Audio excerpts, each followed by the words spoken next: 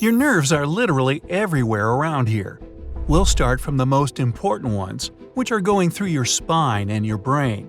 This thick cluster of nerves is called the central nervous system, or CNS. It's responsible for everything you do, from breathing to tapping your finger on the side of your smartphone while waiting until I get to the topic already. When a signal gets to the CNS in the brain from any part of the body, it sends back a command to react according to the situation. Pinch yourself now. Yeah, please do it. Ow! The place you've just pinched has a lot of neurons, just like anywhere else. When you pressed the skin, they flared up and sent the information about pain to the brain, which reacted by sending back a message that it hurt.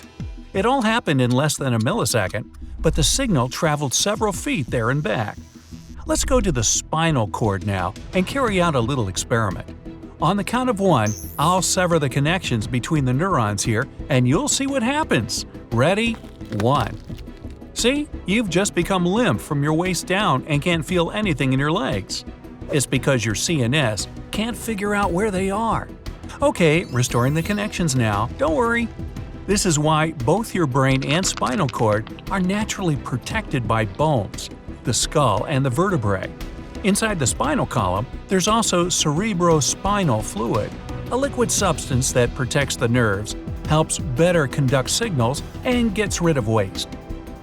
Okay, now let's take a closer look at all the rest of the nerves, starting with the ones at the tips of your fingers. Everything that's not the CNS is called Peripheral Nervous System, or PNS. Will you kindly wave your hand now? Thanks. You've been able to do that because your brain consciously sent several million signals to the peripheral nerves in your shoulder, forearm, wrist, and hand. Together, they made a common effort to lift your arm, fix it in a certain position, and wave the hand from side to side. And responsible for this effort is your voluntary or somatic nervous system. Your eyebrows going up at this fact are also controlled by the same nerves. Did you count how many breaths you took while listening to my ramblings? The beats your heart had made. You shouldn't have. These things are regulated by your vegetative or involuntary nervous system.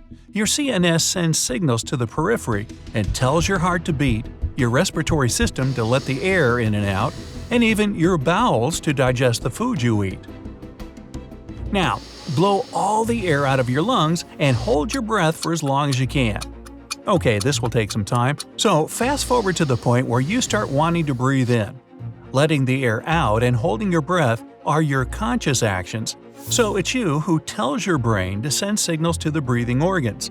But when you start lacking oxygen, it's already your brain that tells you to stop fooling around. Oh, I see you're becoming blue in the face. Please inhale already.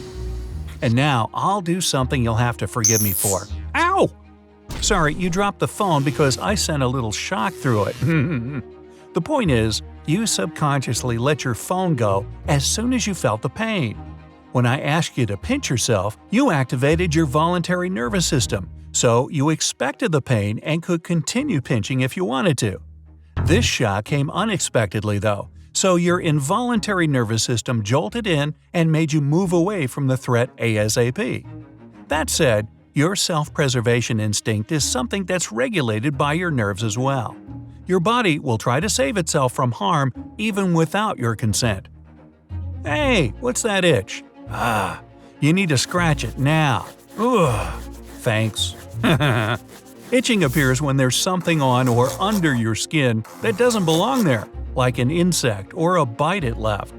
Nerves at the site flare up like beacons, and your brain sends signals to that spot. But when you scratch the itch, you feel two opposite things at once. Consciously, you experience relief because it's not itching anymore.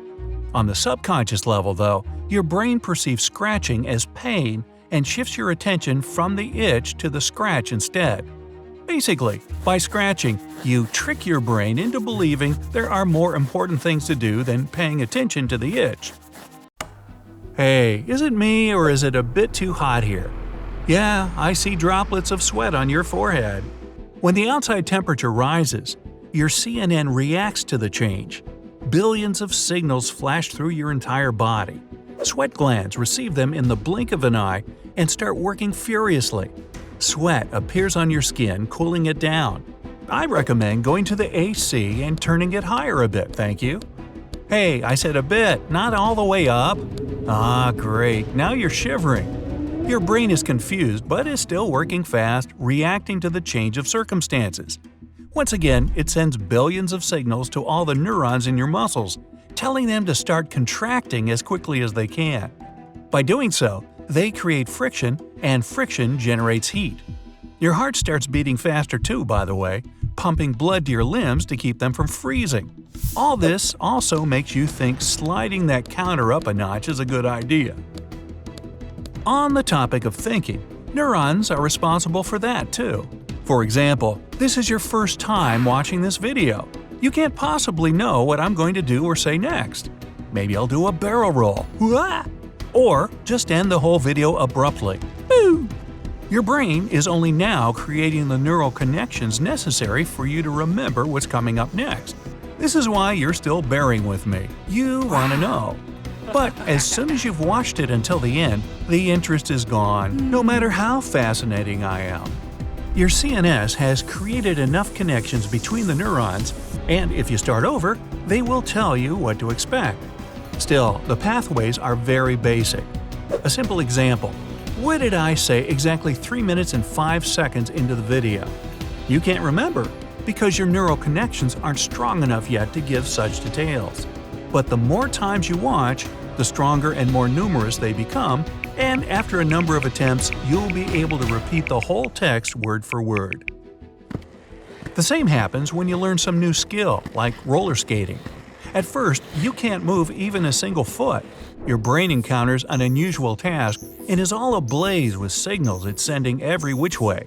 You fall, but then you stand up and try once more. This time, several million neurons are already connected, and your CNS doesn't waste time creating new links. You fall again, and again, and again. But every time you rise and repeat, your brain gets more and more adapted, until finally, on your 5th, 10th, or 50th attempt, you skate forward. The brain captures the moment you stop falling and creates strong neural connections to prevent you from repeating your previous mistakes. And soon enough, with more practice and links in your CNS, you'll be skating like a pro, wondering how you could be so clumsy before. Yet, the best thing about these connections is that they never completely go away. Even if you learned skating as a kid and then didn't put on the skates for 10 years, it'll take you just a couple of minutes to recall how it's done. So hey, if you're afraid to take that dusty guitar hanging on the wall for years, don't be. Go strum the strings. It'll all come back to you in a jiffy. Maybe not the calluses.